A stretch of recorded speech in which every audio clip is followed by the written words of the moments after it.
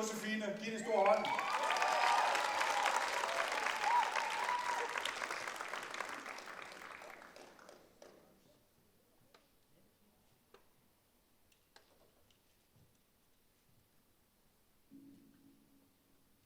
From the age of 12, we were told that if boys pulled our hair or poked us with pencils, it meant that they liked us. But we didn't like it that much.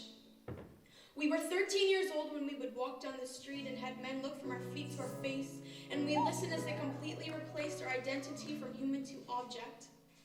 As they said cringeworthy things to us, we wanted to run. We were frozen in place but continued walking fast-paced, turning on whatever sidewalk was closest just to get away, even if it didn't lead us in the way that we were originally going. Because Mama always said, if you see a strange man following you, you go to the other side of the street. And remember, if they ever grab you, scream. And that's something we had to learn at the age of 13 because we are just young fiends. We were spanked by the boys at our school, but it was cool because it just meant we had nice bodies. And they rated our bodies on a scale from 1 to 10. And if you were a 10, you would learn to spend your days hearing whistles, purring, and damn girl. Because if you were a damn girl, then that meant you weren't a damn girl at all. You were just a toy labeled do whatever you want to me, even though I don't agree. Like it, like, say I like it like that, like it like that. And we had to watch what we wore because if too much shoulder was showing, we had to change our clothing because it distracted the boys from their room. So the only thing that we were learning were tips and tricks to tie up our shirt so that it didn't hang too low, because that would show the guys that we wanted. Because wearing shorts and tank tops meant that we were flaunting it.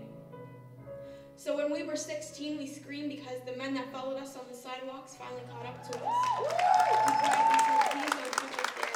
We know we're asking for it by wearing these heels, but we just feel so uncomfortable, so stop. But that meant go. We said no, but that meant yes, so they grabbed us and unzipped our dress. They threw us down where our dignity sank lower than the ground. They hovered over us and we pleaded for them to stop.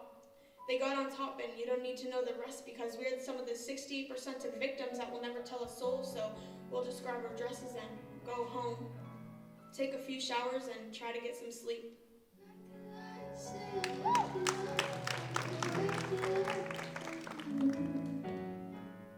In the morning, we will pick out the outfit that is most discreet because we want to make sure that no other man from the street thinks we look sweet enough to want to taste. We want to make sure we are as covered as possible so that our identities are not replaced with walking candy. And we will sit at the back of class where nobody will ask how our weekend was because if they ask, we might just burst into tears. And we will live in fear. We will run home so that we will never see the same men again that wait for us to be alone. We went from little boys poking us to men provoking us.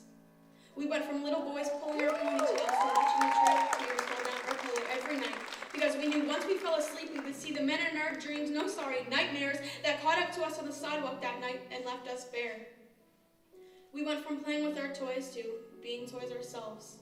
So boys will be boys, and us women will never tell. I could lie, say I like it like